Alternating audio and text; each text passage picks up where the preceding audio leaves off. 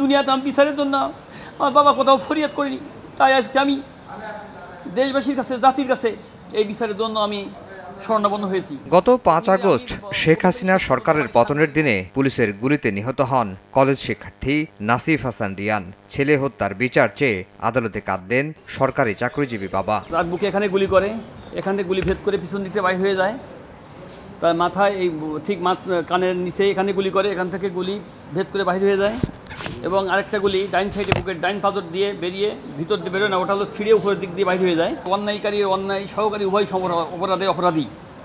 আমি তার বাবা হিসেবে আমি যদি আজকের এই বিচারটার দাবি না করি, তাহলে কাল কিয়ামতের ময়দানে আমাকে সে আসামির কাঠগড়ায় দাঁড় করাবে। বৃহস্পতিবার রিয়ান হত্যার ঘটনায় আন্তর্জাতিক অপরাধ ট্রাইব্যুনালের তদন্ত সংস্থায় 52 জনকে অভিযুক্ত করে মামলা হয়েছে। এই মামলায় প্রধান আসামি করা হয়েছে শেখ হাসিনা, ওবায়দুল কাদের, সাবেক স্বরাষ্ট্রমন্ত্রী আসাদুজ্জামান খান কামাল সহ তৎকালীন মন্ত্রিসভা এবং পুলিশের ঊর্ধ্বতন বেশ কয়েকজনকে। মানবতা বিরোধী অপরাধ বা গণহত্যার ক্ষেত্রে যদি কেউ উস্কানি দেয় অথবা সহায়তা করে, তাহলে তারা কিন্তু মূল অপরাধীরা যে শাস্তি পাবে, এই উস্কানিদাতারাও একই শাস্তি পাবে।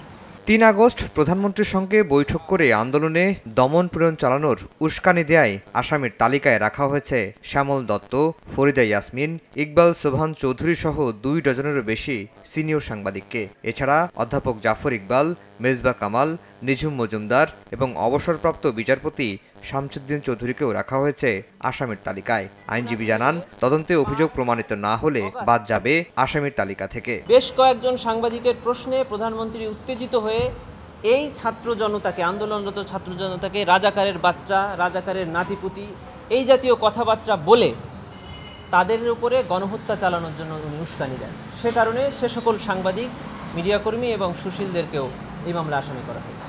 ছাত্র জনতার আন্দোলনে গণহত্যা এবং হেফাজতের শাপলা চত্বরের গণহত্যার তদন্ত চেয়ে এখন পর্যন্ত আন্তর্জাতিক অপরাধ ট্রাইব্যুনালের তদন্ত সংস্থায় অভিযোগ জমা পড়েছে 8টি।